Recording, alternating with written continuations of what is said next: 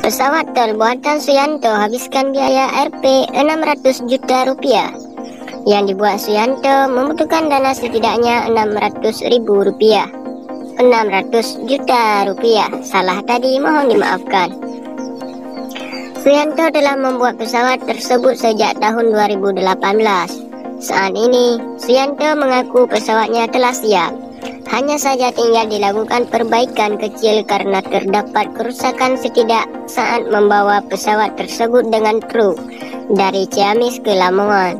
Setelah selesai, Suyanto mengaku akan berkomunikasi dengan Federasi Airsport Indonesia atau FASI untuk langkah selanjutnya.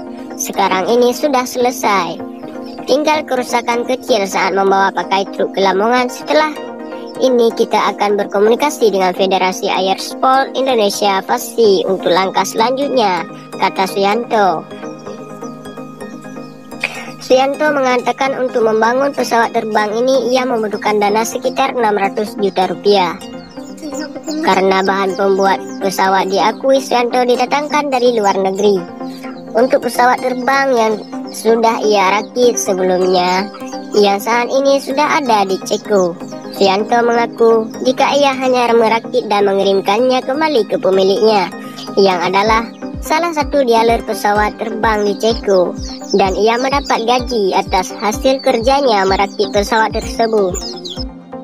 Untuk yang di sana atau Ceko, sudah lama sekali dan saya kira sudah terbang karena tidak ada keluhan dari dealernya, jelasnya.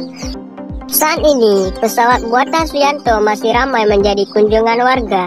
Beberapa warga yang penasaran dengan pesawat jenis Tol datang langsung ke halaman rumah Suyanto di Modo, Lamongan untuk melihat secara langsung. Suyanto juga sudah memasang tanda dan memberi garis batas agar warga tidak terlalu dekat dengan pesawat tersebut. Pria warga Lamongan ini mengatakan bahwa bahan pembuat pesawat diakui Suyanto tidak sulit untuk didatangkan karena ia punya teman di sana yang siap membantunya. Saya mengambil dari teman di luar negeri dan dia siap membantu. Saya dapat kemudahan membayar jika barang yang saya pesan datang, ujar Suyanto kepada wartawan Sabtu 18 Desember 2021. Suyanto menambahkan ia mulai membangun pesawat terbang yang ia bawa ke Lamongan sejak 2018 dan saat ini tinggal dilakukan perbaikan kecil karena terdapat kerusakan saat sedikit membawa pesawat tersebut dengan truk dari Ciamis ke Lamongan. Dengan demikian, sekian dari saya melaporkan.